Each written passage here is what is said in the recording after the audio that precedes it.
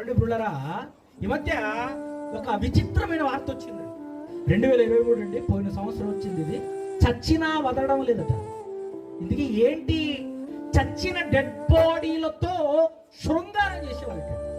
చూస్తారు ఎంత దారుణమైన పరిస్థితి. శవాలను కూడా వదలట్లేదా? పసిపిల్లలు పోయారు, వృద్ధులు పోయారు, యవన కాలంలో ఉన్న ఆడవాళ్ళు పోయారు. ఇక చచ్చిన శవాలనే వదలడం లేదట. ఇంతగా దిగజారింది సమాజం అంటే మీరు నమ్మరండి. ఇంకా భయంకరంగా దిగజారింది. 5 ఏళ్ల పసిపాపను చెరిపినవాడు ఒకడు, 5 ఏళ్ల 6 ఏళ్ల పసిపాపను 60 ఏళ్ల ముసలోడు చెరిపినవాడు ఒకడు.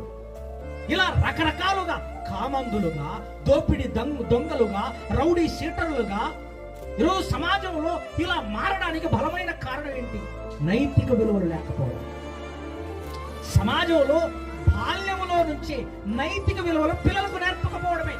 పసి వయసులో నుంచి పిల్లలకు నేర్పవలసినటువంటి విలువైనటువంటి విలువలు సమాజంలో తల్లిదండ్రులు నేర్పకపోవడం వల్లే.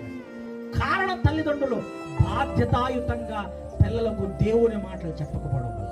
గర్భఫలాలు ఊరికే ఇవ్వలేదండి. గర్భఫలాలు ఎందుకు ఇచ్చాడంటే తన కొరకు పెంచుతారని, తన కొరకు ఉన్నతమైన విలువలతో కూడుకున్న బ్రతుకు పిల్లలకి ఇస్తారని. నడకతో పాటు నడవడిక నేర్పాలని లేదండి చాలా మందికి. నడకతో పాటు నడవడిక నేర్పాలి తల్లిదండ్రులు. మాటలతో పాటు సంస్కారం నేర్పాలి. మరి ఏం నేర్పుతున్నారు తల్లిదండ్రులు? బూతులు నేర్పుతున్నారు.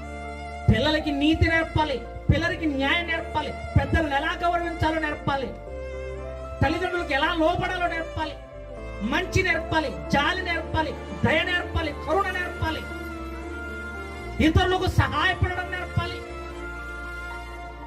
బైబిల్లో అవే ఉన్నాయండి. అలా ఉండమనే బైబిల్ చెప్పింది. అలాంటి విశ్వ సందేశమే బైబిల్ ఇచ్చింది ఈ సమాజానికి.